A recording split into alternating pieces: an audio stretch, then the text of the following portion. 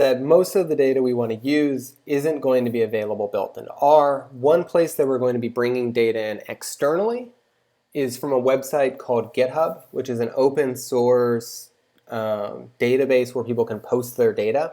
I've posted a bunch of data. A lot of it I actually collected from R to read in for class examples. And so if you go to the link in the book, it's going to take you to this directory, which is a list of the data sets that I currently have available. And in order to read one of these in, you need to open the data in GitHub and click on this raw tab, which is going to bring up, as it says, raw data. And this is really difficult to read. It's hard for you to comprehend, but it's perfect for R to understand. And so what you want to do, and often I'm going to do this for you in the book, and so you can just copy the line of code. But in order to read one of these in, you want to copy the URL at the top. And what you need to write is read.csv. This file is loaded as a CSV into GitHub. And if you write read.csv and enter the URL, R can read that file from the internet in directly. So we can run that. And so it's read that.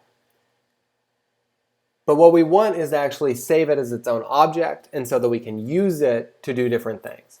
And so I'm going to save this object as California Schools, which is probably a good name for it because that's the name of the file.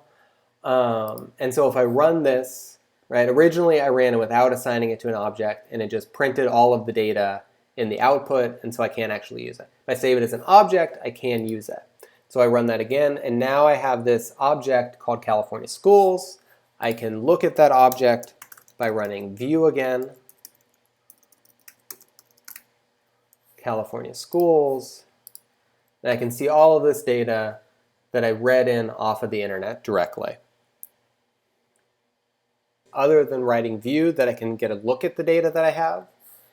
If I come back to my script, I can write the command head and the name of an object. And what this is going to do, as long as I spell it correctly, is give me the top couple of lines of my data. This is the top 6. And so I can see that here. I can reshape the window so we can see it all. This is the top 6 lines of my data. And this is just a quick way to get a snapshot of what the different values look like, what the columns look like. If I have a really large data set, this only has 420 rows and 15 columns, so it's small enough to open quickly. If I had 1,000,000 rows, R might have more difficulty sort of processing and showing it all to me. So I might just want to get a snapshot of what's going on in the data. Head will give me the top couple lines. If I write tail, it'll be the opposite, and then it'll give me the bottom few lines. If I just wanted to know what the names of the columns are in my data, I can write the command names, and that's going to print out a list of all of the names of my data. You can see that there's a column called X, district, school, county, on and on. It's not going to give me any of the values in those columns, but it's just giving me the names